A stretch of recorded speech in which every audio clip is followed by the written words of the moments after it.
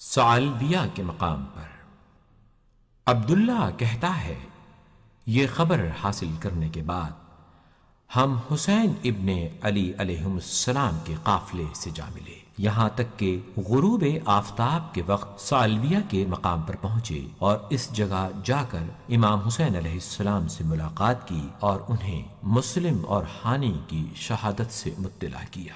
ابن سلیم کہتا ہے کہ امام حسین علیہ السلام نے یہ خبر سننے کے بعد کلمہ استرجاع انا للہ و انا الیہ راجعون پڑھا اور پھر ان کے رخسار مبارک پر آنسو جاری ہو گئے۔ امام حسین علیہ السلام کے ساتھی اور بنی ہاشم کے افراد بھی رونے لگے اور خواتین کے رونے کی آوازیں بھی سنائی دیں۔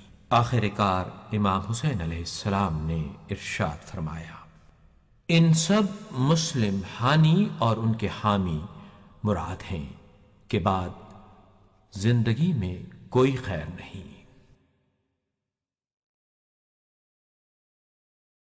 ثعلبیہ کے مقام پر ایک سوال کے جواب میں عظیم محدث شیخ صدوق اور خطیب خوارزمی نے نقل کیا ہے کہ ثعلبیہ ہی کے مقام پر ایک شخص حسین ابن علی علیہ السلام کی خدمت میں شرف یاب ہوا اور اس آیہ کریمہ کی تفسیر دریافت کی۔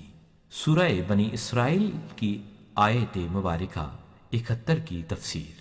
قیامت کے دن ہم ہر قوم کو اس کے امام اور پیشوا کے ساتھ بلائیں گے۔ امام علیہ السلام نے اس کے جواب میں فرمایا، ایک امام و پیشوا وہ ہوتا ہے جو لوگوں کو راہ راست اور کامیابی اور سعادت کی طرف دعوت دیتا ہے۔ کچھ لوگ اس کی دعوت پر لبیک کہتے ہیں اور اس کی پیروی کرتے ہیں، جبکہ ایک اور امام اور پیشوا وہ ہے جو لوگوں کو گمراہی اور بدبختی کی طرف بلاتا ہے اور لوگوں کا ایک گروہ اس کی دعوت قبول کرتا ہے۔ ان میں سے پہلا گروہ جنت میں اور دوسرا گروہ دوزخ میں جائے گا۔ پھر امام علیہ السلام نے فرمایا، یہی اس آیہ کریمہ کی تفسیر ہے جس میں پروردگار نے فرمایا ہے، کچھ لوگ جنت میں اور کچھ لوگ دوزخ میں ہوں گے۔ سورہ شورى کی آیت نمبر 7 کا ترجمہ۔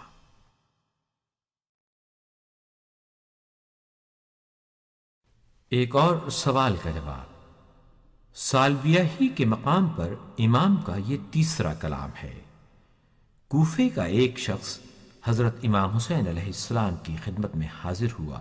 دوران گفتگو حضرت امام حسین علیہ السلام نے اس سے پوچھا کہ وہ کس شہر کا رہنے والا ہے۔ اس نے جواب دیا کہ وہ کوفے کا باشندہ ہے۔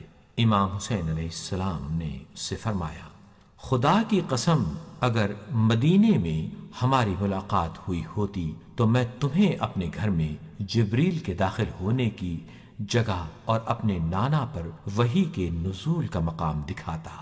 اے کوفی بھائی، لوگوں نے علم کی پیاس ہمارے ہی گھرانے سے بجھائی ہے، بس کیسے ممکن ہے کہ ان کے پاس تو علم ہو اور ہم جاہل اور بے خبر رہیں؟ یہ نہیں ہو سکتا۔